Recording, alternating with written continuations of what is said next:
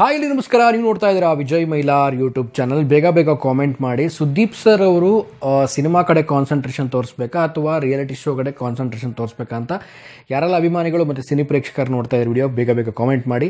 And ವಿಷಯ ಗೊತ್ತಾಗಿದೆ ಯಾವ ವಿಚಾರದ ಬಗ್ಗೆ ಮಾತಾಡ್ತಿದ್ದೀನಿ ಅಂತ. ತಡ ಮಾಡೋಕ್ಕೋಗಲ್ಲ, ಕೆಲವೊಂದು ಅಭಿಪ್ರಾಯಗಳನ್ನು ತಿಳಿಸೋದಿದೆ, ಸೊ ವಿಡಿಯೋ ಮಾಡ್ತಾ ಇದ್ದೀನಿ. ಸೊ ವಿಡಿಯೋ ಶುರು ಮಾಡೋಕ್ಕಿಂತ ಮುಂಚೆ ಚಾನಲ್ ಯಾರು ಸಬ್ಸ್ಕ್ರೈಬ್ ಮಾಡ್ಕೊಳ್ಳಿ. ಇನ್ಸ್ಟಾ, ಫೇಸ್ಬುಕ್ ಹಾಗೆ ಎಕ್ಸೆಲ್ ಫಾಲೋ ಮಾಡೋದನ್ನು ಮರಿಬೇಡಿ. ಮೊದಲೇದಾಗಿ ಹೇಳೋದೇನಪ್ಪ ಅಂತಂದರೆ, ಒಂದು ರಿಯಾಲಿಟಿ ಶೋ ಅನ್ನುವಂಥದ್ದು ಏನಾಗುತ್ತೆ ಅಂದರೆ ಹೋಸ್ಟರ್ ಮೇಲೆ ತುಂಬಾ ಡಿಪೆಂಡ್ ಆಗಿರುತ್ತೆ. ಸೊ ಅದರಲ್ಲೂ ಕೂಡ ಈ ಒಂದು ರಿಯಾಲಿಟಿ ಶೋ ಇದೆ ಬಿಗ್ ಬಾಸ್ ಅನ್ನೋದು ರಿಯಾಲಿಟಿ ಶೋ. ಇನ್ನು ವರ್ಲ್ಡಲ್ಲೇ ಒಂದು ಬಿಗ್ಗೆಸ್ಟ್ ರಿಯಾಲಿಟಿ ಶೋ ಅಂತಲೇ ಹೇಳ್ಬೋದು.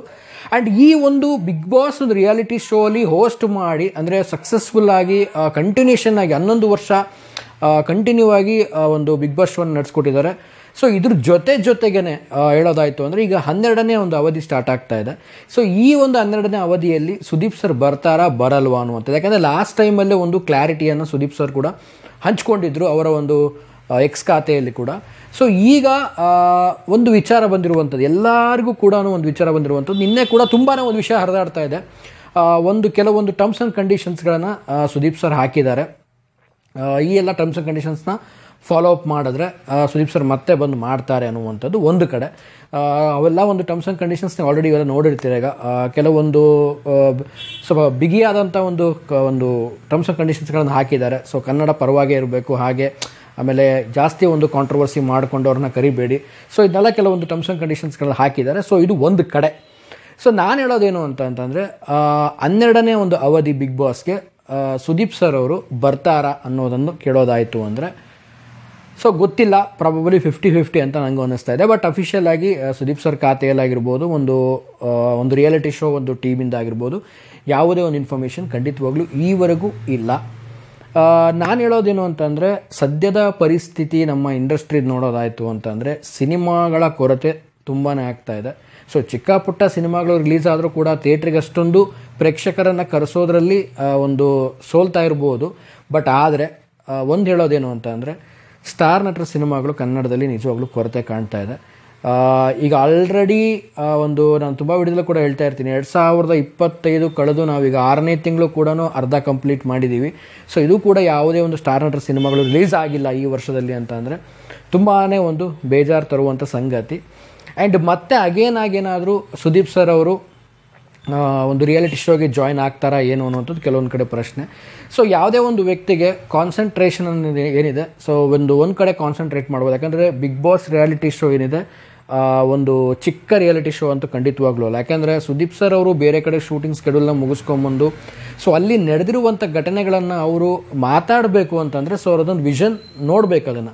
ಸೊ ಎಲ್ಲ ಎಪಿಸೋಡ್ಗಳನ್ನು ವಾಚ್ ಮಾಡಿ ಸೊ ಆಮೇಲೆ ಅವರು ಮತ್ತು ವಾರದ ಕತೆ ಕಿಚನ ಜೊತೆ ಏನು ಮಾಡ್ತಾರೆ, ಸೊ ಅವಾಗ ಅವ್ರು ಮಾತಾಡಲಿಕ್ಕೆ ತುಂಬಾ ಒಂದು ಈಸಿ ಆಗುವಂಥ ಪ್ರೋಸೆಸ್ಸು. ಸೊ ಸುಮ್ಮನೆ ಏನೋ ರಿಯಾಲಿಟಿ ಶೋ ಮಾಡ್ತಾಯಿದ್ದೀವಿ ಅಂತ ಬಂದ್ಬಿಟ್ಟು ಹೋಸ್ಟ್ ಮಾಡೋದಲ್ಲ ಅಲ್ಲಿ.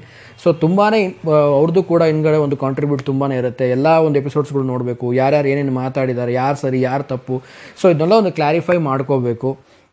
ಸೊ ಇಷ್ಟೆಲ್ಲ ಒಂದು ಪ್ರೆಷರ್ ನಡುವೆ ಸಿನಿಮಾ ಕೂಡ ಮಾಡಬೇಕು.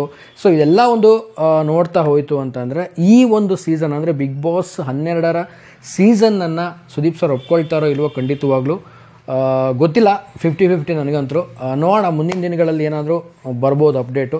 ಸೊ ನನ್ನ ಪ್ರಕಾರವಾಗಿ ಏನು ಅನಿಸುತ್ತಪ್ಪ, ನಿನಗೇನು ಅನಿಸುತ್ತಪ್ಪ ನೀವೆಲ್ಲ ಕೇಳಿದ್ರೆ, ಸೊ ನಂದು ರಿಕ್ವೆಸ್ಟು ಸರ್ ಆದಷ್ಟು ಸಿನಿಮಾ ಕಡೆ ಕಾನ್ಸಂಟ್ರೇಟ್ ಮಾಡಿ. ಎಲ್ಲರೂ ಕೂಡ ಕಾಯ್ತಾ ಇದ್ದೀವಿ ನಿಮ್ಮ ಸಿನಿಮಾಗೆ.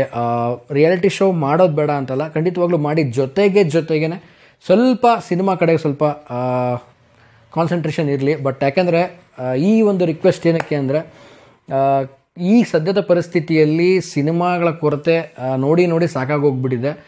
ಸ್ವಲ್ಪ ಕಾನ್ಸಂಟ್ರೇಟ್ ನೀವು ರಿಯಾಲಿಟಿ ಶೋಕ್ಕಿಂತ ಹೊರತುಪಡಿಸಿ ಸಿನಿಮಾಗೆ ಹಾಕಿದ್ರೆ ತುಂಬಾ ಒಂದು ಗ್ರೇಟ್ ಅಂತಲೇ ಹೇಳ್ಬೋದು. ಸೊ ಹಾಗಾಗಿ ಸುದೀಪ್ ಸರ್ ಅವರ ಒಂದು ಎಲ್ಲ ಸಿನಿಮಾಗಳಿಗೂ, ಸೊ ಅಪ್ಕಮಿಂಗ್ ಬರುವಂಥ VRB ಇರ್ಬೋದು ಆ್ಯಂಡ್ ಅಪ್ಕಮಿಂಗ್ ಬರುವಂಥ ಬರುವಂಥ ಎಲ್ಲ ಸಿನಿಮಾಗಳಿಗೂ ವೇಟಿಂಗಲ್ಲಿದ್ದೀವಿ.